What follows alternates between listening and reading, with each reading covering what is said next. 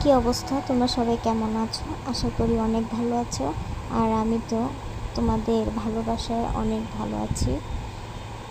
কালো ভুনা, এটার নাম শুনলেই খেতে ইচ্ছে করে, তাই আমি আজকে কালো ভুনাটাই বাসায় তৈরি করলাম। আর কালো ভুনাটা দেখতে যেমন লোভনীয়, খেতে আলহামদুলিল্লাহ অনেক অনেক ভালো ছিল। আর বাইরে থেকে কালো ভুনাটা কিনে আনবো না, এখন থেকে বাসায় রান্না করব আর খাবো। আর এটার রেসিপি খুব তাড়াতাড়ি তোমাদের জন্য আপলোড করব, খুব সহজেই, যাতে অল্প কিছু উপকরণেই তোমরা মজাদার কালো ভুনা রান্না করতে পারো। তোমাদের ভাইয়াকে বাসায় যে কোনো রেসিপি করে খাওয়ালে তোমাদের ভাইয়া একটা কথাই বলে, আর দোকান থেকে কিনে আনতে হবে না। সেটা তোমরাই বলো, আমার জন্য কি ভালো দিক না মন্দ দিক আমি জানি না। যাই হোক, আজকে বাসার সবার জন্য সবজি খিচুড়ি রান্না করছি।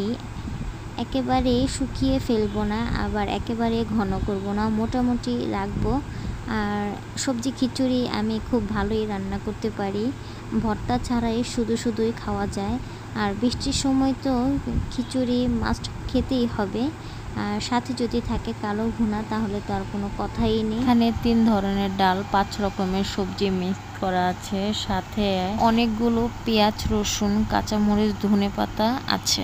আমার ভিডিওটা তোমাদের কাছে যদি ভালো লাগে একটা লাইক আর সাবস্ক্রাইব করে আমার পাশে থেকো।